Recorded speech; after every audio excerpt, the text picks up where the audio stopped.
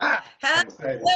hello, everybody. Welcome back to the Reality Realness with three S's. If this is your first time on this channel, welcome. We're all about reality TV and all the gossip and tea that goes along with it. So make sure you subscribe right down below. So with me today, I'm Chantele Francis. We have Nick Rovers. Say hello, Nick. Hello. You've seen me a lot of times before. Hello again. Well, today's Wednesday, so it means what's happening Wednesday. And so we just want to talk about all the gossip and tea. I got tea today. I got tea that's going on in reality television. First, though, I wanted to hear from you because we haven't talked about it. But this past week, they crowned Rupaul's Drag Race Allstars 5 winner, being, spoiler alert, Shea Coulee. How did you like that ending? Like, what did you expect for the whole season? Like, how did that go for you? I honestly, like right when I saw that Shay was cast, I was like, oh, gonna get top 3, you're gonna win. I assumed that Shay would go really far, but then I remembered the format of All Stars and how you like chop people and cut them as you win competitions, very much more reality TV that we're into. So I the whole time I was just like, why the hell aren't you getting rid of Shay? Like even Cracker at the end, they'd just be like, sorry, I respect you, but I'd like $100,000. Yeah, I want to win some money, and I think I could beat Jujubee. I don't know. I just think Shay deserved it. Shay did amazingly, and Shay won because they kind of let her win as well. Yeah, I mean, we all knew that Shay had a really good chance of winning when she was cast. We did our draft picks for when we were covering it, and the order that was picked was, I believe, Shay, Juju, Blair, Cracker. Like that. Okay, yeah. Like it was they're interchangeable. Like I had both Blair and Cracker as my third and fourth pick, Mm-hmm. and that was the final 4. So we pretty much knew what was going on for the from we got the cast released, Yeah. which was good and bad. I kind of wish the other players were either a little bit better or something, maybe shake it up a little bit, because I didn't really care to see what they had to do that much. I was just really looking for the most part at those final 4.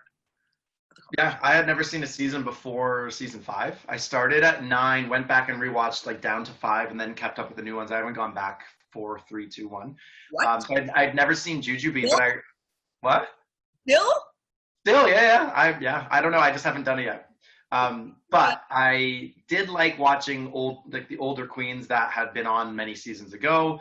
I think that Rue wanted to give them all a chance to kind of like have a refresh of their careers and let the world see them again now that the show has a lot more traction as well. I think when they were casting, they're like, okay, these are our top 5, these are our bottom 5, like just as far as skill level and that. And I think the results reflected that. I think everyone did decently fine. It was a really solid season overall to watch. I think that the top 4 were the 4 that I kind of picked out early on. I was surprised at Blair not winning though. I really like Blair Sinclair. I think she's just amazing at so many things, and I thought she'd be funnier throughout that last challenge that she got well, she even said it herself. What happened in that last challenge is she lost herself. Like we were joking all the time with her, like, shh. He did that last night. Even if she's like flipping through her book, like, shh, like whatever, like yeah. I don't know. Put in her stuff, like her Blairness. I think she got away from her, and I think that that's what she's realizing that she lost when she says like, "Oh my God, you won being Cracker." Like she could have won being Blair, but she was putting on this like stand-up comedian role. I roast you, or yeah. I mean, something like that. I don't know if that's actually I think, yeah, the other queens have a good amount of years on her to learn that confidence. And I don't think many of them have done stand-up too much before, but I think just you have more confidence in, even comparing myself 10 years ago, I would be better at that kind of competition now than I would 10 years ago. So it's just, I think that was a trust in yourself experience kind of competition that she felt the nerves. But yeah, I was really happy. At the end of the top 3, we were watching it. And I was just like, it could be any of these, and I'd be happy with any of them. And yeah, they all did really, really well. Cracker was on my team, and like I didn't think that she was going to win, but I was like, I wouldn't have been surprised, and I would have been happy if she won. She has come quite a long way from season 10. I think she still has a long way that she can go, which is would be great if she gets out of her head and just starts like having more fun being Miss Cracker, you know? Yeah. But yeah, no, I totally agree with you that like any of them winning would have been a perfectly fine ending to Allstars 5. So even comparing the two seasons, like season 10 and this, though, I did see a lot of Cracker not being in her head as much, and I think Michelle only mentioned it once all season, and they were all just generally pleased with how forthcoming and open she was. And yeah, I just think Allstars did Miss Cracker really well, even if she didn't win. It served her well. 100%. Is there going to be a reunion, or do you think that the Queen's coming in? I think the reunion. I remember Allstars 3. I didn't see Allstars 4 yet either. Wow, I'm behind. Allstars 3. Yeah, they bring the eliminated Queens back and they kind of hash it out. And they even did that. They were like, so let's talk about that alliance against Shay. They did the reunion kind of thing, just as a more loosely based. I think they do that on Allstars just to save time. And they don't have. There is going to be a reunion episode next week. No. I think it's included in the finale, like they've done in past Allstars. Fine. So, but what do you feel about the new RuPaul's Drag Race Las Vegas review show? I just saw a trailer for it, and I was like, this looks insane. They're not promoting a live thing we buy tickets to. They're promoting a reality TV show, right? About their tour? I believe so. That's what I'm gathering it to be, is like being like on the road with them, or at least like maybe they're doing, I don't know, say like 6 shows in Vegas. Like maybe they're showing us the Vegas portion of what's going on there. And I can't wait. I'm super interested. I don't know anything about drag queens other than from RuPaul's Drag Race. So just to see like what they do in between shows and getting ready and all these things, I think it would be nice to see it outside of a competition standpoint and more so just the real life kind of side. I mean, it's still a reality show, I know, but not for $100,000 eliminations every week, you know? So I'm excited for that. Also, just the queens they have on it are awesome ones that I've already really liked throughout my time watching RuPaul. And have you ever watched We Are Here?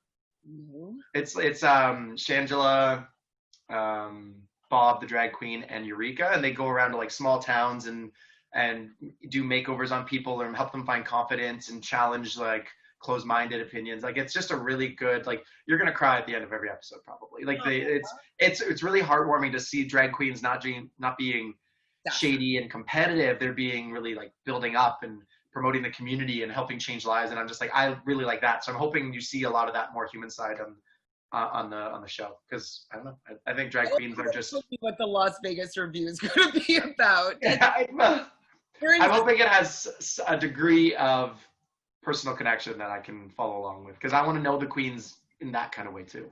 Well, it seems as though there's a personal connection going on with Miss Vanjie and Cameron Michaels. If you saw Gucci. No, good for Vanjie. I mean, I think it's fun. I know Vanjie was with Brooklyn Heights in her season. I think Vanjie likes a kai, as I've heard the term called. So we'll see. I don't know. What was I gonna say? I was gonna ask about. Oh yeah, have you seen Showgirls? Like from the 90s? Yeah. No, I've seen like the ketchup scene, and I've seen like YouTube clips talking about how bad it is. I've never watched the whole thing. So good, bad. It's so I know. I think I remember hearing you really like that movie. Well, it's like when I first saw it, when it first came out, I was like, Jessie Spano, from Saved by the Bell, doing something like sexy, you know, to shed her good girl image. Go back to high school. Well, that's what I was kind of, you know, that kind of attitude is what I was bringing to watching it. And so I was just like, no, it's so bad taste. But now looking back, I'm like, oh my God, it was genius. It's so bad that it's excellent. And I used to watch it all the time. It was like my going to bed kind of movie in the early 2000s. Is that rewatchable? I mean, it's pretty good. There's nothing really going on, but it's just like glitzy, glamorous, like cheesy, like it catches your eye. Vegas, like cheesy lines. It's I don't know. I enjoy it as for what it is, just kind of some junk food. But speaking of the, let's see if I can find the photo. The having a heartwarming story. Do you watch Queer Eye for the Straight Guy?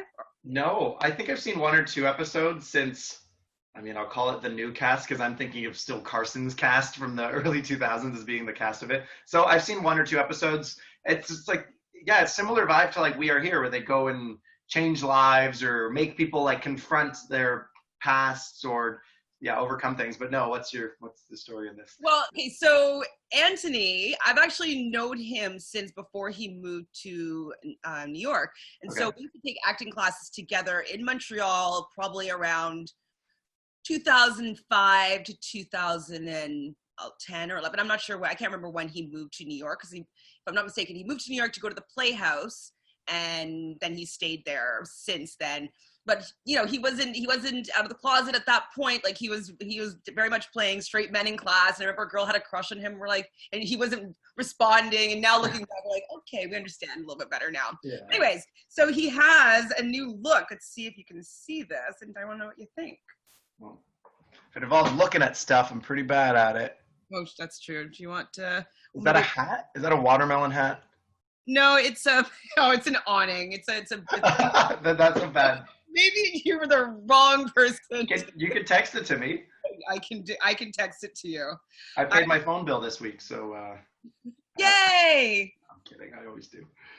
Let's text it to you. Okay. I thought you looked pretty hunky, so I was curious if you thought the same thing and if you had a little bit of a crusheroo on him. Most of my knowledge of who this person is from Benny Drama. Have you I follow him on Instagram? He comments on like the Kardashians. He always puts on wigs, does silly songs and stuff. And one of his main things is Anthony. He's always like, hey, how's it going? And he just does such a good impression of him. So I can't take Anthony seriously because I know him through a comedian making fun of him. So actually in a slight or a fake Twitter war or something with Martha Stewart, because apparently he was at her stables or something, and he took some photos, or some photos were taken of him, but he didn't tag her, and so she's like, you didn't tag me at the Christmas party, like some sort of little back. Was it like a professional photo shoot, or like one of his friends just on a tour without her took a picture of him? It says Getty's Images, and Getty's Images is like usually where all press images come from. So I don't know if, like, say a friend, or if he took the image but didn't give the photo credit to Martha Stewart Vineyard or wherever they are. But yeah, there's a big fight going on. 2-part answer. Yes, he looks very hot. Good for him. Second part, I mean, who cares if some middle-level celebrity didn't tag you in a photo? Like, oh my god, I don't care. Like, but I also don't post things that much. He is though right now, to be honest. If what? I think he's bigger than she is. I mean, I know she has the pedigree of like. Yeah. He's maybe more relevant currently. Yeah. Why he didn't tag her?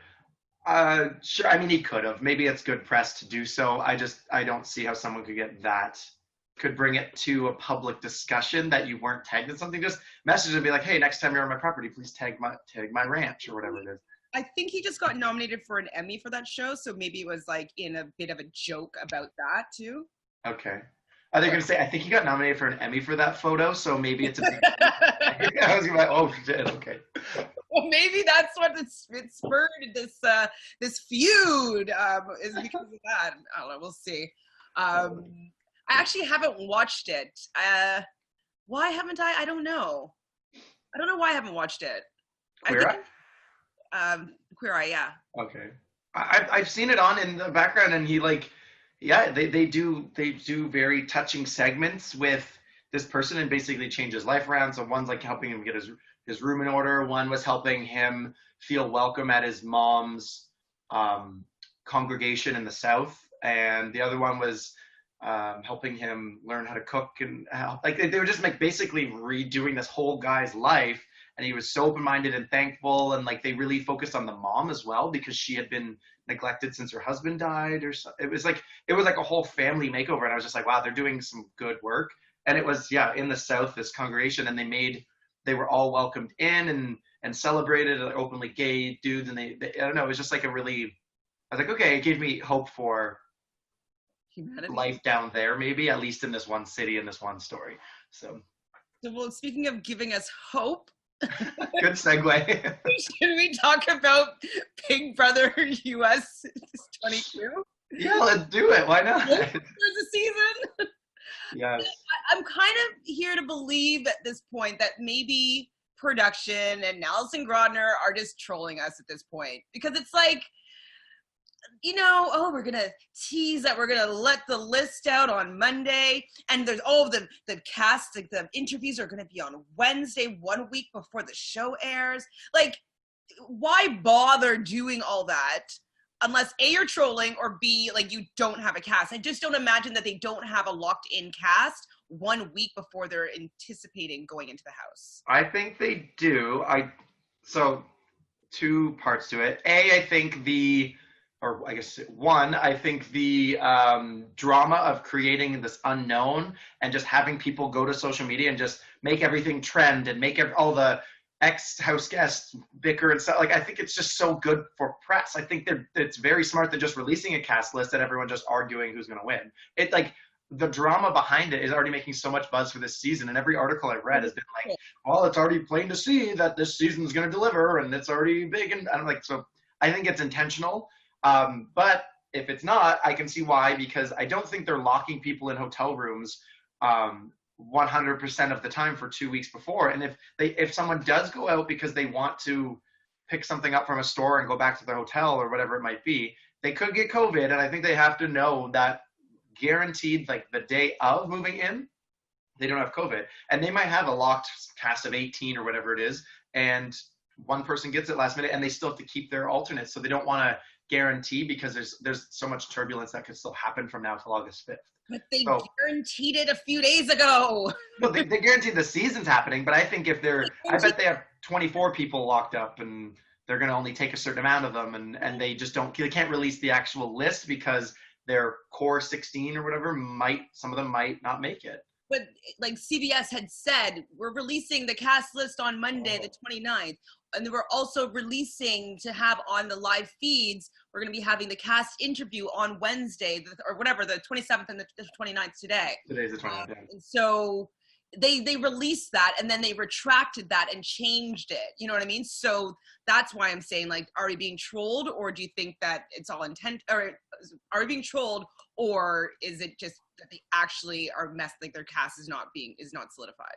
I think it's the latter. I think whether they knew 100%, even if it was all locked and everyone was put into a bubble and ready to go into the house and no chance for getting COVID, I still think they would keep it a little secret till up until the day, or maybe like early next week, just because it's more fun that way, and you can have more people speculating. There's more buzz. It's like, do we want to see our Christmas presents before opening them on Christmas morning? Like, no, we can see them like the build up. I don't know. Just like I watch the live feeds. Like, I do like having a different kind of involvement with the game than some people that just watch the produced shows. Mm-hmm. So, I mean, I like doing my own kind of pre-gaming with the cast. It's like, oh, this is okay, what's my dream scenario? Let's do our draft picks. Like, let's see how we can maybe figure out this, like, how this game is going to turn out. And then getting to watch to see whether or not that plays out is also part of my Big Brother experience. And so for sure. Yeah. We usually release the cast 2 weeks in advance or so, maybe 1 week in advance, fine. But they do usually release it in advance, and it helps you get excited about the people. It makes me feel as though the people are going to be worse than we think that they are, and like they're just building up this hype for absolutely nothing. So if we think they're worse, that means Barb thinks they're probably the best house guests that could ever eat. The best. Yeah. Well, we know that they film the premiere a few days in advance, because they have to have a produced 2-hour show before Wednesday the 5th, right? So they might move in on the Monday, like this coming Monday. So they might even release it this weekend. I don't know. I just think that they have to maintain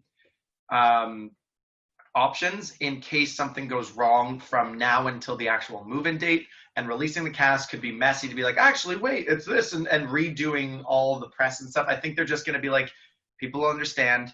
A, it creates more buzz. B, we're still in control of all the information we're giving out, and we're going to give it out in our own time. So That's what I would do as a producer. Like, just It's so you'll annoying. see soon enough, fans. Shut up and let us run our show, and then you'll find out.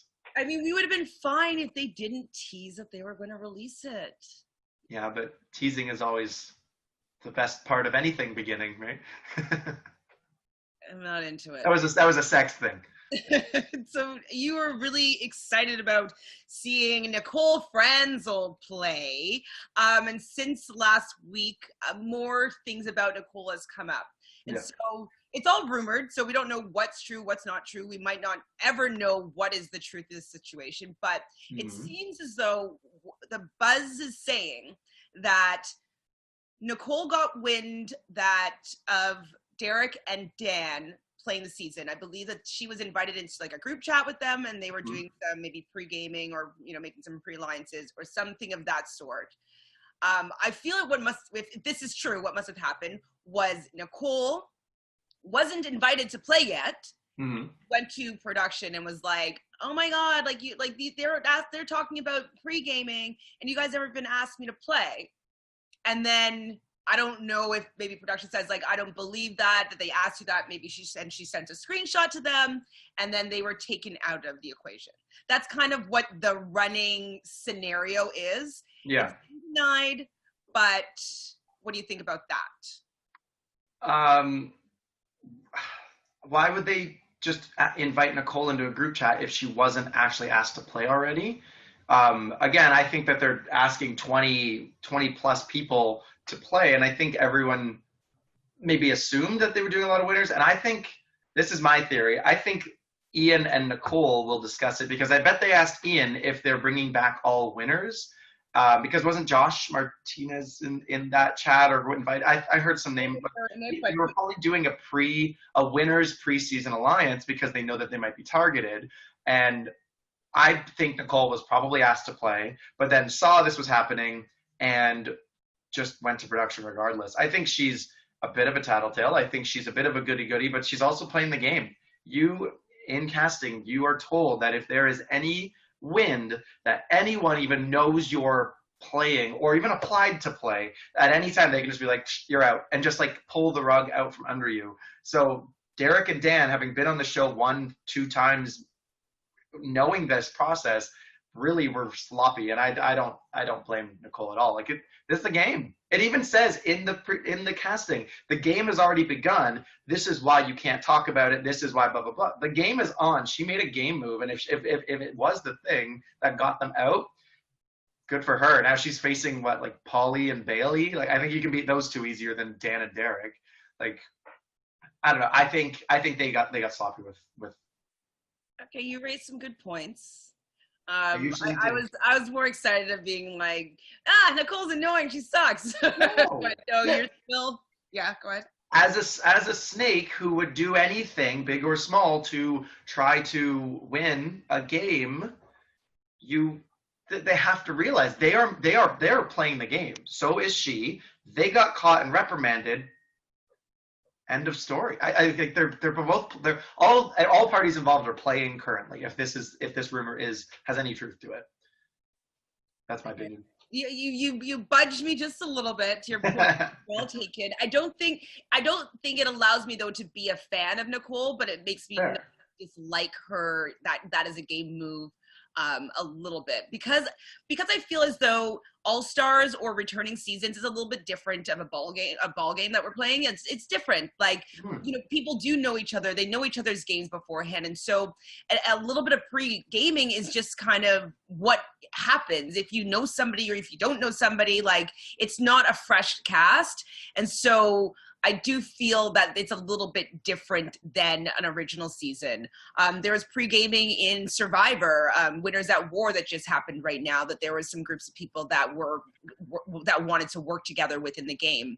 And so I just feel as though that's part of the game of a returning season. I think that's part of it, is the pre-gaming. And so I guess I find that it's just annoying that she's like a tattletale about this. But if she's playing to win, taking out her bigger competitions, I can see that as being a good strategy. But the way that she's doing it, I don't think it just looks good on her character or the things that I like about people, like game players' characters. Fair. Well, she likes to stay behind, make big moves, and not be banging pots and pans. And like this was, I think, the first one she just did. Like she kind of just did it. Now, whether it's true or not, I think in all rumors there's probably like the tiniest bit of truth, and how much it gets inflated is up to the public or the people who hear it. But I think that the group chat's probably real. Mm-hmm.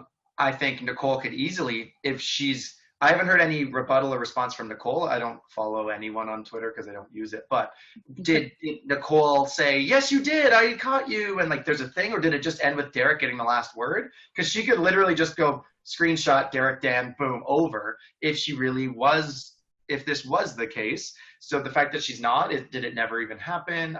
Is it just something that fans created? Well, I don't know how it would be leaked. I'm not sure. I don't think we'll be able to know all these answers, if ever, until she's out of the game. Well, she's probably in sequester where she can't be on social media. So that I think we got our answer that she's going on, they're not, because they're still posting. And whether it happened or not, I bet someone else in the house, when Nicole talks to them, will have already been in the group chat and maybe could be also in the house with her. But yeah, I think they were trying to outsmart production there, I think, and you're going to lose in that game. Also, just anecdotally, when we both played in our All-Stars, we kind of chastised people for making preseason alliances. And so did production, and we talked about it, and we didn't like it. We think it's... Well, with that, that was actually a misunderstanding, because with the second round of people that were invited, they didn't give the same mentioning that pre-gaming alliance wasn't allowed. So it was a miscommunication. So it was deemed a no-no to the people that got the message that it was a no-no, but I never even knew that it wasn't something that was allowed until we got to playing. You know what I mean? Yeah. Or after the game. So I didn't know. So I definitely, when we were playing, I kind of knew roughly who was invited back, and I didn't message anyone to make pre-game things, but like Pez and I for sure talked about it, just being like, I wanted to keep it kind of above board. I just was like, well, yeah, like my opinions towards you haven't changed since season 1. I basically just said things like that to him to let him know, like, yeah, we're good. Like pre-game alliance, without saying it or talking too much in depth, and I just left it at that. But yeah, I think it's a bit dirty for them to do that, because you wouldn't have that kind of knowledge in a normal season. And did production tell Derek or Dan that the other was playing? Did they just go out and shotgun message every winner or every player?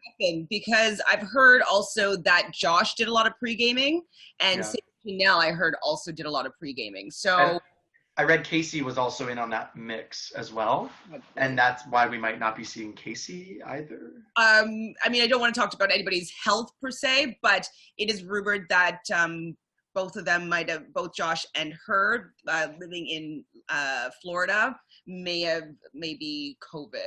Yeah, so hopefully that's not the case. Not fit to play. Pardon me? They're not fit maybe not fit to play. Okay. That's the rumor. Hopefully everybody's safe and well, but that's what has been rumored as to why they aren't going to be on this season. And being in Florida, though, that's like that's a tough state to be in right now. Yeah. I think the main takeaway from this whole Nicole, Dan, Derek, whoever else group chat thing is Derek posted saying, my daughter doesn't want me to play, so therefore game over. So whether that all happened or not, he was already not playing in the first place. So it might just be to save face, because he doesn't want to look like tarnish his image about being caught or being looking sneaky before a season. But if he wasn't already playing, then yeah, it's still a move that Nicole made, whether you like it or not. But what does it matter to him? And he basically already said, don't be mad at Nicole, she did nothing wrong. I'm not a fan of hers right now, though. I'm like, what are you getting at? And like when Victor posted, he's like, either just shut up or tell the truth, like one or the other. And like, you can't say I'm not pleased with someone and then just like, well, exactly, like he high and mighty completely come clean, but he doesn't completely shut it down. Like, I don't know. Yeah. I wish that he was a little bit less cryptic in his response and was a little bit more direct. I'm an investigator in my own mind. Here's my own reasoning I just kind of thought of now. Maybe it is all true. He's bummed at Nicole because she did rat him out. and he's using the daughter doesn't want me to play excuse. It's because it's probably real, but he's using it to put more weight on the fact that he would never play or wouldn't consider it now. But he's actually mad at her and pissed, but he just says that to save face because their relationship's more important than a game he's already agreed not to play. So like maybe he is kind of saying less than he wants to as far as how angry he is at her, because it's still their relationship at the end of the day. And she can't defend herself, and that's kind of snaky to get a bunch of people riled up at you when you're locked in a hotel room. Not him, right? Huh? Unless it's also not him. Like maybe he is playing, we don't know. Like I feel like the lists that we're getting are gonna be so just wrong. Like it's all a troll, like all not true. We're getting like people we've never heard of before.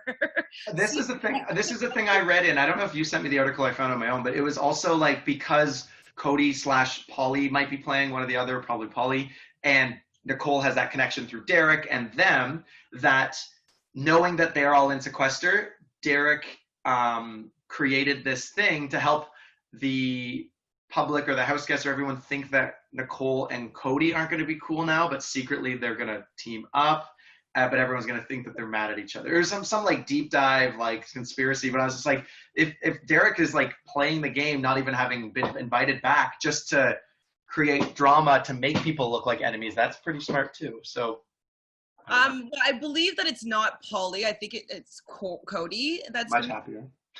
Much happier. I'm much happier.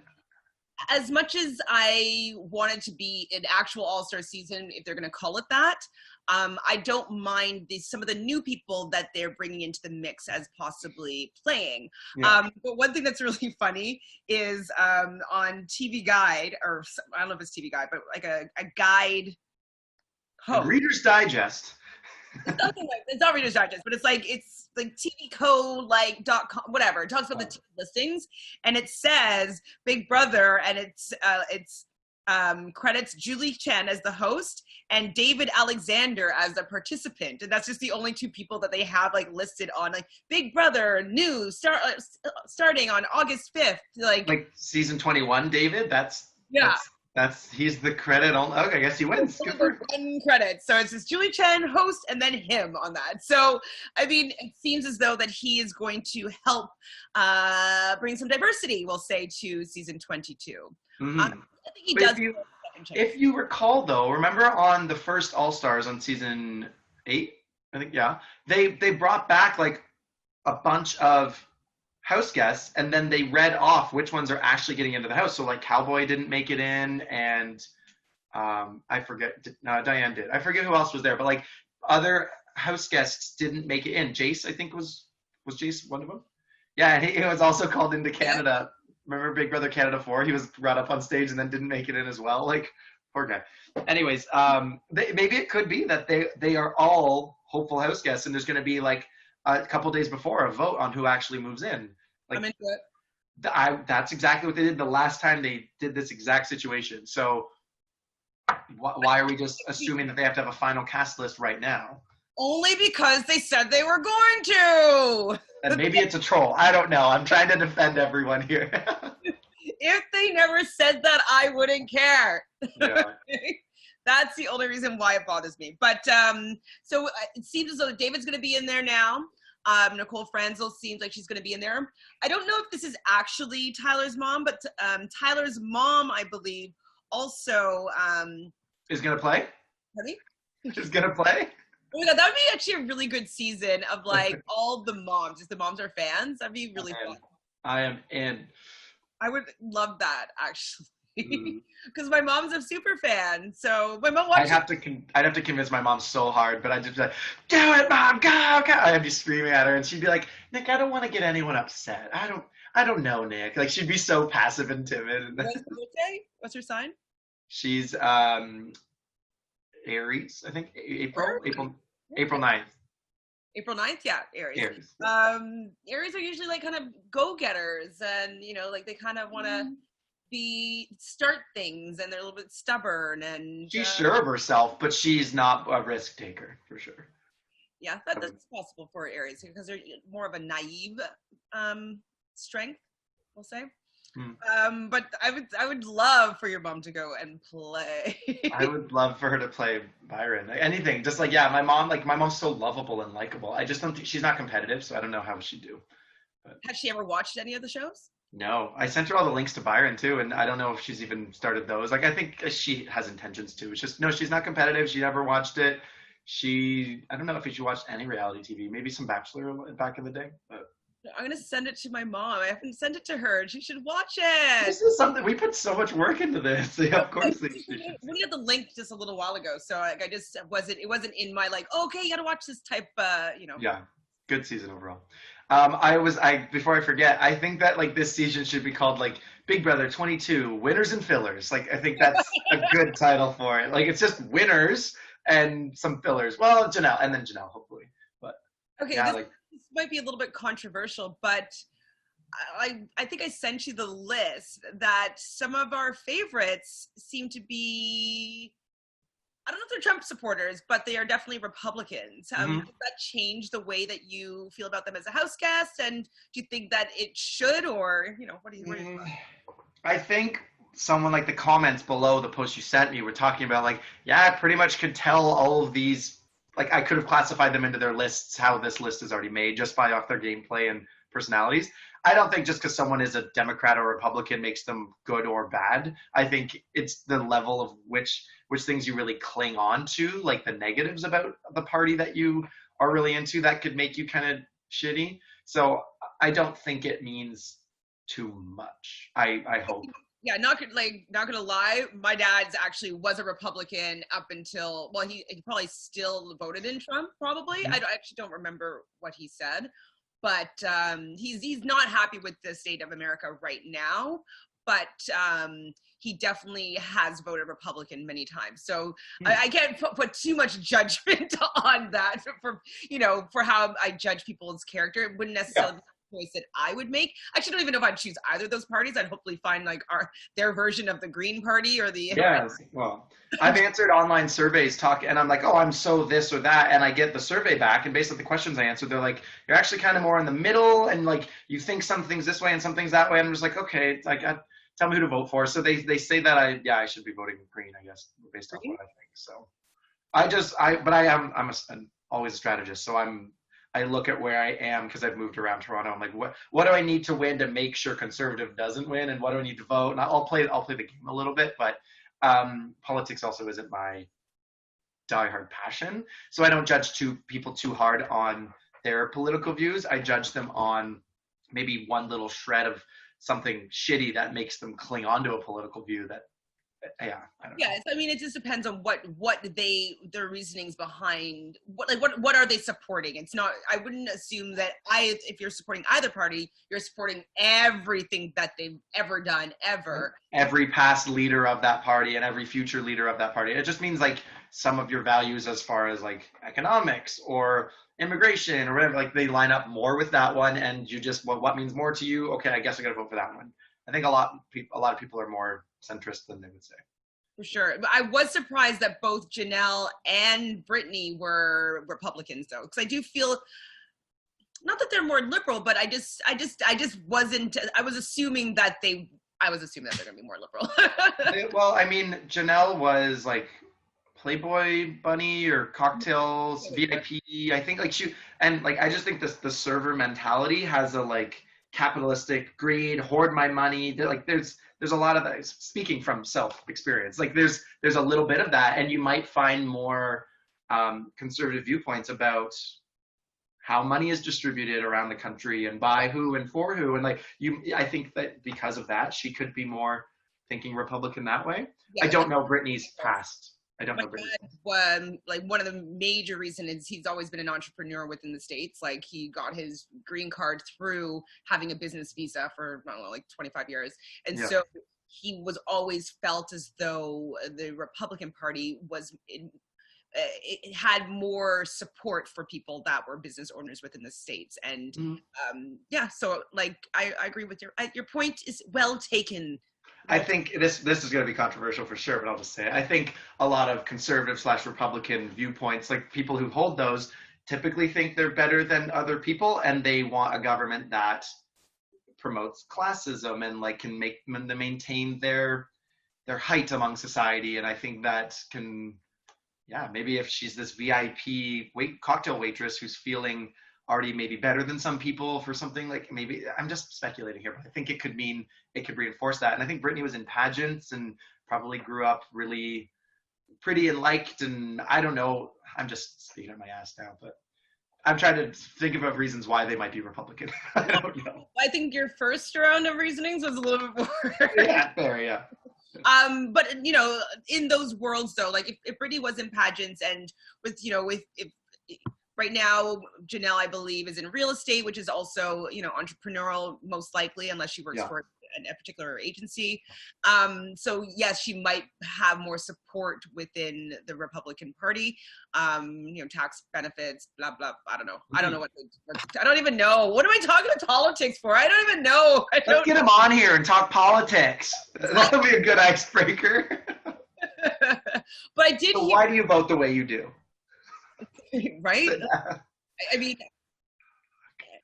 I would do it actually. I would want to hear their perspective for sure. It is speculated that maybe Hayden, who was also being considered, may not be considered anymore because he was wearing a "Make America Great" hat, and it's seemingly at a rally of some sort. Without a mask. Without a mask. That's also it's like triple threat right there. But like, why would he not be considered just for being a Trump supporter? Like, I think why would that be? Is it like every producer of the show hates conservative Republicans and like they need to therefore not be cast? Why would that be a write-off for him? Other than I'm thinking the COVID reasons. I'm wondering if it's because the like MAGA in general is a little bit more, I think, thought of as a hate campaign as opposed very much, yeah.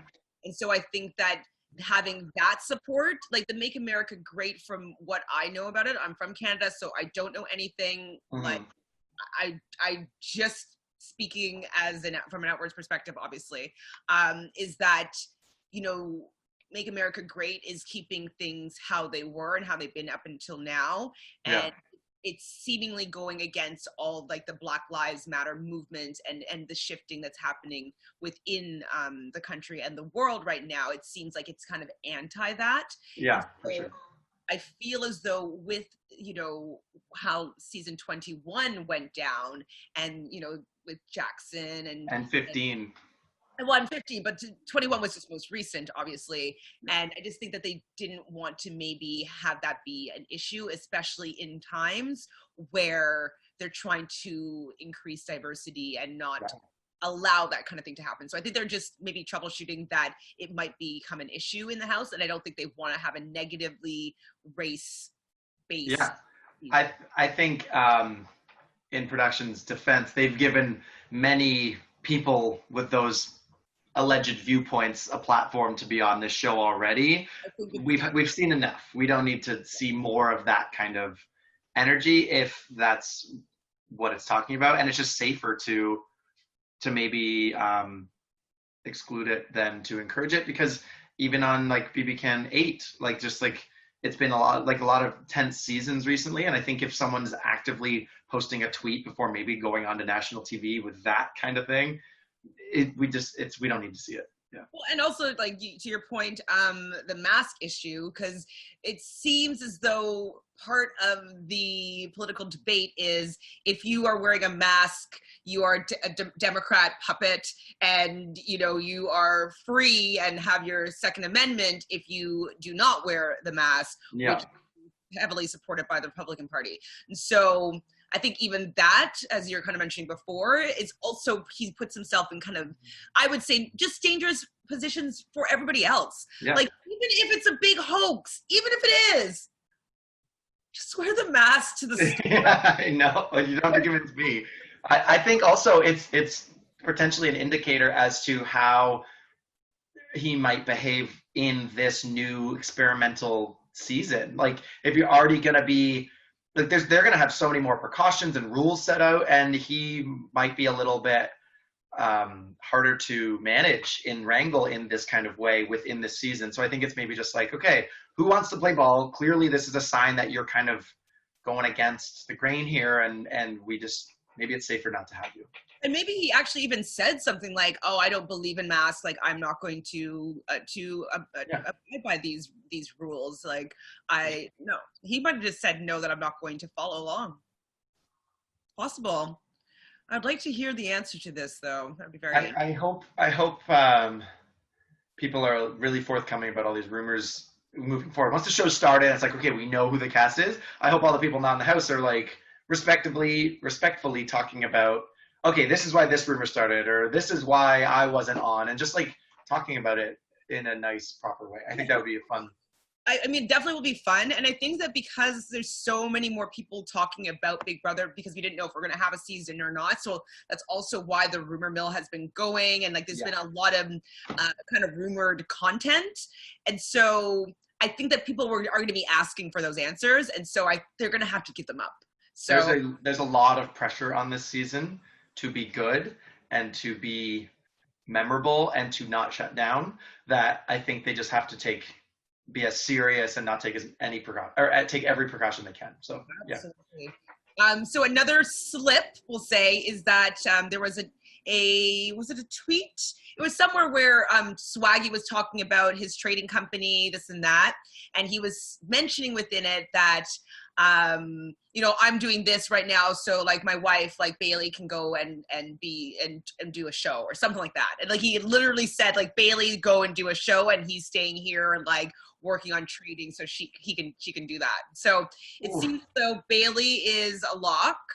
And then I was saying before, Tyler's mom had mentioned something about like, oh, I'm so excited to watch my son on TV again this summer, something to that effect. Don't know if it's actually the mom's tweet or not, if it's a troll, I'm not sure. But those are two, well, I heard it from Swaggy's mouth, so that was a real deal. But I don't know about the tweet, if it was actually his mom or not. But when were these posted within like a week ago or less than that? It's like all the people already there are gone, so now we can talk freely? Or is it like months ago before the cast was even kind of... Yeah, these are all recent.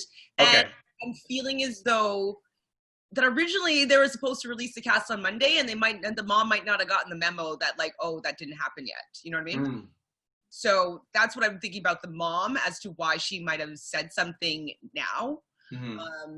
And even Swaggy, like, if you're not really keeping up to like, oh, when's this cast release happening? Like, you might not know that they changed things. You know what I mean? I think he would still know that his wife is not there. So I think like he's just excited, and I bet it's just like, he thinks it's harmless to say these things, and because it's probably, it's a lock, and the people who are isolated are already isolated. So it's not speculating who's invited to play at this point. It's who is already sequestered and will be playing, I think, at this point. So I think it's, that's fun to hear them tweeting like that, because it kind of gives me excitement that Bailey and Tyler are both playing, which we already talked about in our last week's. I think one point I heard that Tyler was out, so I don't know if that's true or not, but I don't mind Tyler and Bailey being there. I just didn't want Tyler, Bailey, Josh, Casey, all people that Bailey has had some fights with.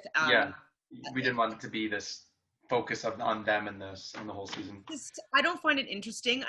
Obviously when people,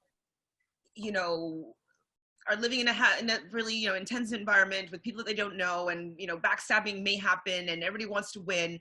Of course, feelings might get hurt and fights may happen. Like, it's pretty much inevitable. And when they're organic like that, like, obviously they can have some sort of entertainment value. But I feel like putting her in a situation where she has all these people that she has issues that she needs to work through with, I just don't think it's fair to her, like her own person. Like, it's uncomfortable, like being around. It would have been an active decision to say, let's put people in here that trigger Bailey coming out of a pandemic, or still very much in a pandemic, coming out of her own isolation within the last few months, and then going into this house with people that are like, she would immediately get set off right when walking in the door and seeing these people there. Like, it would be an active decision to kind of sabotage Bailey, and I just hope that not all those people are there, because it's also not TV I want to see. I don't want to see someone's mental breakdown on TV when it's not entertaining to me. Exactly. And so like I'm very happy that Tyler, apparently her and Tyler have made amends, and so they're friends again, or they're amicable. And I'm happy that, you know, it's not going to be super volatile. Another person that's seemingly out is Paul. He's not going to be playing this season anymore, which I'm very happy with. I know a lot of people I'm fine with that. Paul. Give some people a second chance before you give people thirds, except for Janelle. Always give her a fourth. Yeah. And Danielle Donato, she can have her third. Yeah. Yeah, she can have a fifth. Yeah, give her. Yeah. But so apparently that has his family. There's maybe his parents or something are having some surgery, and he doesn't want to leave his friends, family, and work on his music at the same time. So yeah, he wrote a long tweet. He also kind of criticized I don't think it's right mentally to go from one lockdown stressful quarantine to another lockdown stressful quarantine on TV. I think I just need to be with my family. And I was like, okay, like that's a good reason. That's very good reasoning. So. I mean, I don't know if I could turn down the opportunity to maybe get a $500,000 though. Like it's such a good lottery. Like. Yeah. Did you watch the thing that I sent you of Kat talking to Zach? Yeah, I was going to talk about that next. Oh, good. Okay. Good. So well, we might as well talk about it now. So yeah, Nick sent me a Instagram live between Zach Rance, is that his last name? Rance and Kat. What's her last name? I think it's just Not that many. I forget, but Kat from season 21, beloved fan favorite. What's her last name? Anyways, Kat.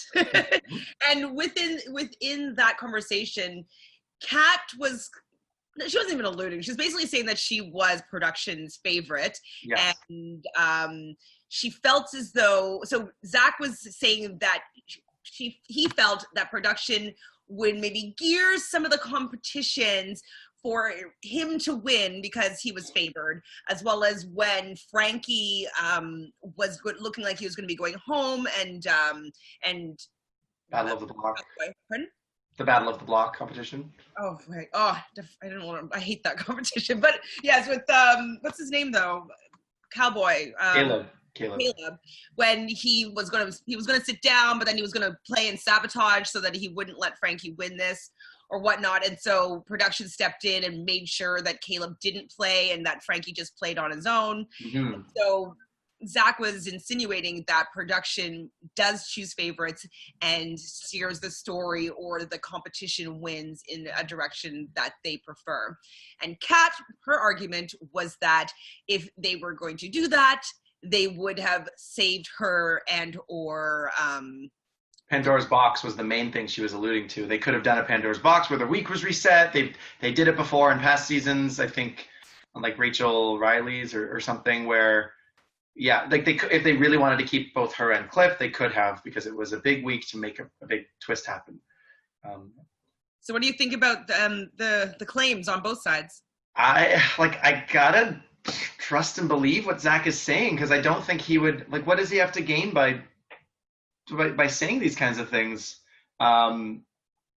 People always speak out against production over all reality shows, just throughout history, I think. And I think this is probably something that Zach experienced. The main thing that threw me off was him and Victoria getting manipulated within the diary rooms and them basically being like gossiping about both of them to get them to talk and to fight or to not trust each other or whatever the case was. And that's like, I believe it when he says, yeah, like, Zach, go back to the diary room. I'm sure he was called all those times and all those things happened. So I wonder if that was like a result of season 16, because read this tweet. Mm-hmm. Catherine Dunn, by the way. Yeah, Dunn. I was going to tell you that. I already looked at it. So. Okay. I was like, dun. Also, just a little aside here. She apparently is dating Reality Steve. Do you know who that is? Reality Steve? Yeah. No. The Reality Steve, he does spoilers about The Bachelor and Bachelorette. So he's like the go-to person that always knows, like, the final person, like it's all Bachelor and Bachelorette spoilers. And You'd be my worst enemy. I don't like spoilers. Why don't you like? I like the journey of the show. Like I don't care who's top two and who. I rarely care about who wins this season. I want to see the journey and the order of eliminations and the moves. That's what matters to I me. don't particularly pay attention to Reality Steve's spoilers for The Bachelorette. Like I don't get spoiled for that because there's no live feeds. But personally, I know I've tried to sell you on live feeds many a times and you're anti-live feeds. But the reason why I like watching it because I feel like I get the true story and I get to make my own story as to what's going on. I don't necessarily feel as though the produced episode reflects what's actually going on in the house sometimes. And I don't think that you're getting the whole picture. And so if you want a produced show that takes you on a journey that, you know, allows you to believe this, and this, no problem. But I like knowing the truth and like really being able to see how people's gameplays are working and then see how, you know, production takes all that information and makes their own narrative. And then you get to see some of the diary rooms. So that I also find interesting. I will say I love watching like Untucked on Rupaul's. I think it just gives more of the story because I feel like they focus a lot, like a lot of the episode is the runways or crafting of things, and then they cut to a segment of like real talk. And the Untucked is literally them hashing out the whole episode in their experience, which I like. But I'll go back and watch YouTube clips of live feeds from past seasons I've seen, just even currently, just for interest because it gives more clarity. But in the moment, I don't like how I'll know the outcome of a challenge. It's mostly for the challenges. I like seeing like those nail-biting moments, who's going to win, and then seeing the winner then. I don't want to watch a challenge already knowing who wins because the magic is kind of lost on me. So that's the main reason. The only challenge that I end up knowing in advance is the veto. But yeah, like on the Thursday show, you don't get spoiled really just because it happens live. I don't know how they're going to do that this season though, but so did I send it to you? Yeah, I did, but I'll just read it. So this is from Christine Varner. I believe she was on season 16 with that same group. So the Derek season, Caleb, Frankie, Zach. My diary room sessions were 100% production written by around week 5. I was getting so frustrated and that with them making me say stuff I didn't believe in or not how it happened, that production ended up calling me Crabby Christine. But she still did it, right? I mean, to a certain extent, they got it out. They got what they wanted out of her eventually, I'm sure. And this tweet was from today. Wow. So she's basically commenting on like what Zach is like, defending Zach, and yeah. I mean, maybe that was a season where they were trying a lot of production manipulation, maybe. Yeah, maybe they had a new like diary room leader being like, let's make a show, and like that person's been fired since. These are all things we don't know about. But I mean, Catherine being in the most recent season was like, I never experienced any of that. So maybe she was already gold, and maybe Christine was a little too robotic. So they're like, yeah, let's make it more. Or maybe she's referencing the like her with Cody always being, and like the drama with her and her husband, and then still being really touchy with Cody in the house. And maybe they were making her say more things that she didn't want coming out of her mouth so that the show could have the soundbite for it. But I would like specific examples, I think, from her to have more of an opinion on it. For sure. But I know they call you back down in the middle of the night. They make you put on the shirt you were wearing 8 hours ago when you filmed your original diary room just to say something a little more clearly or to expand on it because the writers realize they need more to tie that whole segment together. And like that wouldn't bother me. I'd be like, yeah, you're making a show. But like if they were actually telling me to say, I plan on targeting this person when all I talk to them about is how that's my number one ally, I'd be like, what's your angle here? Or is this being used against me? And I would have to start gaming production and being like, are they another player in this game against me? And like, that could be tough. So maybe that's what was happening with her as well. I don't know. I'd be annoyed if I was playing and production was going to be something that I also had to overcome. We know from firsthand from playing some of these games online is that having production being an obstacle is actually really frustrating just because you're like, it's already really hard. Like, get out of here.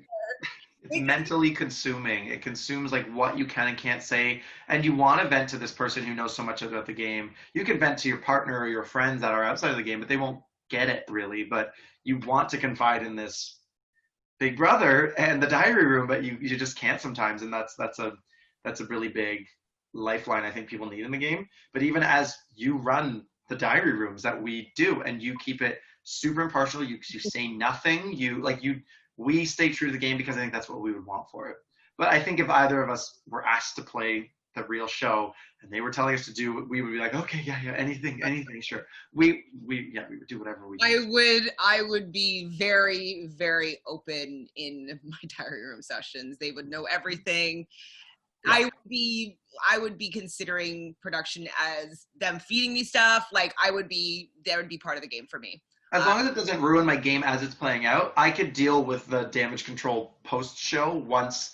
Like, as long as it doesn't compromise the integrity of the game for me, I think I would be completely fine with saying things that they needed for their sound bites and to make the cohesive episode. It was, and maybe like that was something Nicole and Zach are just refusing to budge on. They're like, no, I should be able to say only what I want when I want. And it's like, well, work with me here. I think maybe it's more of that, or maybe it was literally just they are sabotaging their games when they see fit. And I think that was the tone of the conversation that Zach and Catherine had. It was like, Zach is saying they are in charge of what you say most of the time, and Catherine's saying I didn't experience that really at all. So I wonder where it's interesting to watch though.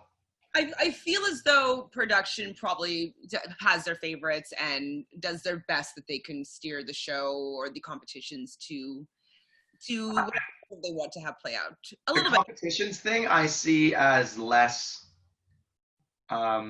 likely. I feel like they're meddling less with that. I hope, because I know that we even asked in like in one of the tapings for season 1, we asked during the break or during the post show, like when or season 2 when like Gary and Peter were coming on to talk.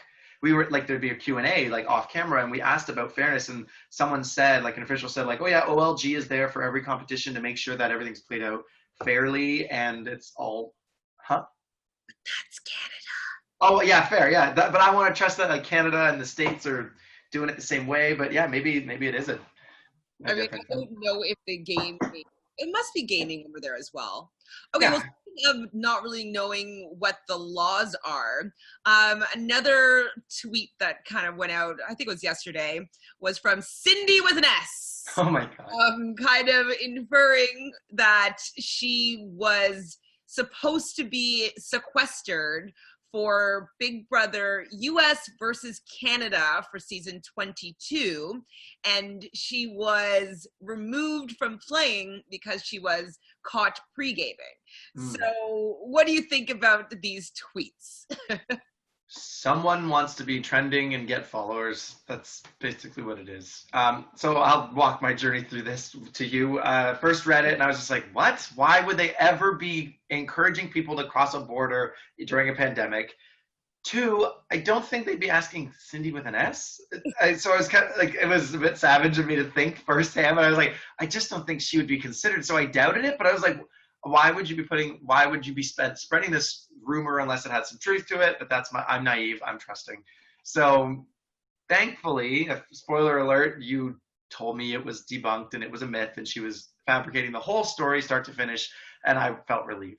It was just like, why are you doing this? You just want attention, and that sums up her game and her personality, I think. I 100% agree with you.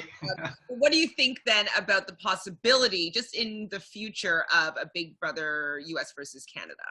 I think we've wanted that for years. We've talked about it. I want to get on before that happens so I can be asked to play in that, to see some of the people I've followed for, oh my God, that I would like season 5 of Canada would have been the best to get on, just to see some of your like idols in the house with you. I think that would be so cool. But yeah, it needs to happen. They've done cross-platform shows before. I think like they've had Survivor people on Amazing Race, and they've done that. So like, what's so out there to have different nationalities come together? They've done it on BB Can 4 with Tim and Nikki. Like they've done it before, and it can easily happen. I think it'll be probably Canada inviting the States again. What we need to see or figure out is, how does Survivor allow now Canadians to be on the show? Because I do feel like it's part of their gaming, our OLG, their whatever their gaming corporation is. I think we are not allowed to win money in the States if we're not paying taxes in the States or something like that. But it's like, we can also just pay the taxes, like, let us win, or I don't know. So Lump sum, just take it now kind of thing. Like, yeah, the same you would chop off. With the 300,000, that's fine. That is basically the what do you call it? The interest, not the interest, the exchange rate to yeah, really. Canada. So it'd be like, we get the exact same amount of money. Who cares? You can have already it. More than the Canadian one. I'll go on an American season to win that for more money, even though it's less than an American would make off of it. But that's the thing. I think you would be getting these people who would play the game for less of a prize amount, like the people who are just so diehard like us. And back to Zach and Catherine. Zach was like, I made 20 grand last month. I don't need to go on 3 months to win 100 grand. And he's like doing it by numbers. I'm like, where's your passion? Where's your desire to like claw your way to the top that I think most people want to watch and that we have? And that I was just like, oh, money is like not the issue here, I think. I mean, we know that money's not the issue was because we played these games for free and we create these games for free. Yeah. So that's not to say if they said this season there's no prize money, I would maybe want to be cast in a different season. But I like the play the game, prize money close second for sure, or like same level. Like it seemed like for Zach, prize money's like up here and everything else is just down here, and it's just not the way we operate. I think Canada versus US though should be Canada drafting, public vote, all open house guests. Maybe like not the ones who've been expelled, just in the American ones, etc. But all eligible ones, they put out a list and say most votes win. And then like there's like 8 champions put forward, 8 champions, and they just go into a battle royale. Like I think that'd be so cool. I mean, I want to see that, but I hate, one thing I don't like about returning seasons is that it just takes away an opportunity for me to be on the yeah. So it has to be the quarantine edition or something, which it can't be. But like that's why I'm not too upset about Allstars happening right now, or Allstars and fillers, or winners and fillers, is because the fact that like I know that they're not completing the audition process. Like it's just, we're getting content, and I'll take content over waiting to have a newbie season. But they already know they're tried and tested Big Brother players, that they can get them in there to the house. They know the rules, they know the drill. They don't have to have as many handlers on necessarily about how to coax people through a whole season. That I think this was the right time. But I remember Pez sending me a picture from like the teaser from season 21, and it showed like someone on a skateboard, or it showed a picture of Julie Chen or something, and it showed like the word All-Stars written on something within the picture. So we thought All-Stars was going to be last season. And then when they announced the cast, I was like, oh, I wonder who's playing. And then it was all brand new people, and I was actually kind of shocked. So I wonder if All-Stars was even supposed to happen this season, or they just realized that's the easiest. I don't think it was supposed to happen, because they did do a full casting, or they'd started at least in a few cities, and then casting was shut down. So I think it was they troubleshooted, and this is what they came up with. And I mean, I think it's definitely a smart choice, because they're going to have all their medical records most likely, and as you're saying already, that they know the drill. Like they don't have to be taught how to be a Big Brother player. Yes. I think and they all still live in the States. Like they have been in the States quarantined, so they don't have to worry about people traveling for anywhere, whatever. I think that it was the best way to go. Even on the challenge, this one OG challenge player, he wants to organize like a reunion kind of season, or an OG season with people that are from the States, and it will probably happen because of the fact that like everybody's in lockdown, and people that were traveling from the UK or Canada won't be able to participate. So I think they're using the fact that like quarantine is happening and everybody's in the States right now, and they can get people to come to one location, they can stay there. Most people don't have things going on like jobs and stuff like that, so they're going to be willing to say yes. And so, yeah, I'm happy that they have it, but I really don't want to lose an opportunity to get on the show for a Big Brother versus US season. Agreed. Unless it's Canadian newbies versus American newbies, but it's like, what clout do they have to bridge the gap that way? I mean, I don't know. I think they're going to want to try a bunch of new things. Like we've also talked about how we haven't seen duos or like teams on the Canadian one. They brought like obviously Nick and Phil in season 4 to be brothers playing as one, but to have like the hidden partner like season 6, which we love so much of US, I think that would be so cool. Like just there's so much they can still do that I don't think yet another returning season for Canada, especially, they've already done that. With returners, I think that we can see more new content like the American ones are doing. So this is what, 14 seasons since an All-Star? I know they had returnees come back for like 14 in that, but yeah, that's a long time to go for a full hashtag winners and fillers. We'll call it that, not All-Stars. But yeah, it's been a long time since they've done purely returnees, and I think it's overdue. I already kind of got excited about last season for that, so I'm ready. I'm excited with how it's going to play. The last thing I kind of wanted to bring up is there's two people that have been so what's her name? You mentioned her for the birthday party already. Keisha. Oh, Keisha. Yeah, Keisha I heard was coming. Keisha I heard is coming back, and also Kevin, I believe he's from season 11. Yeah, the oddball tribe or the offbeat. He was good. Offbeat. I don't remember. He was with Lydia and Jesse and Russell, Jordan and Jeff. Remember, they were divided into cliques, and he was on Offbeat with like Lydia. Shima was the brains with like Ronnie and Michelle. Yeah. You know this season. No, I don't. I just, it's starting to come back to me. It's like the pieces. I'm like this. I don't remember who Ronnie is. No, I don't remember who Russell is. I don't remember who Michelle is right this second. Technotronics. Remember Jeff? Technotronics. That's my favorite part. I need to rewatch the season. Like I've rewatched up to season 5 so far. Okay, well. So I guess I should continue on. Maybe I'll watch season 11 since if Kevin's going to be on there, and Keisha's what, season 10. I can watch 10 again because I don't remember why Dan's so amazing. So to be fair, I watched things like YouTube videos of like Dan Giesling winning or like getting to the top, and I was just like, I get it. I get the funeral. I was like, why is the funeral so good again? I think I've just been like conditioned to accept that it's awesome, but rewatching it, I'm like, yeah, the funeral like makes sense. If he created a rift and drama so that other people started talking, he cracked it open and then went inside. It happens. It's a very good strategy. Have you ever considered going on Survivor?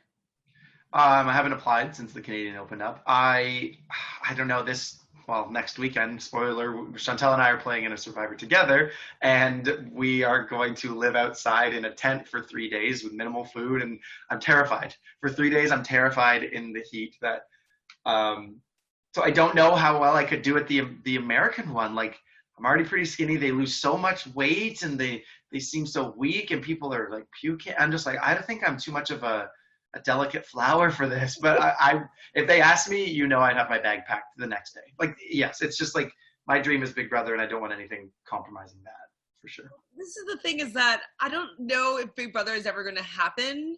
You know what I mean? For myself, like I do. It has to. It just has to.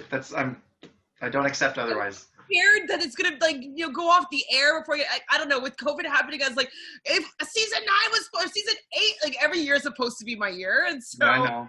Like, it's just, anyways, I still have obviously hope and faith, but I would think that it would be a very funny joke of the universe to have me get on Survivor before I get on Big Brother, because Big Brother would be something more in my wheelhouse, and Survivor, I'm not as good of a player. Like, I don't get the game as well as I get Big Brother. I don't know if it's because I watch so much more content of Big Brother, like not just a show a week, but I watch live feeds, I listen to podcasts, like I get a lot of perspective and like how to play, as opposed to Survivor. You get a little bit of a how to play and taking a look at people's games, but not as much content as there is for Big Brother.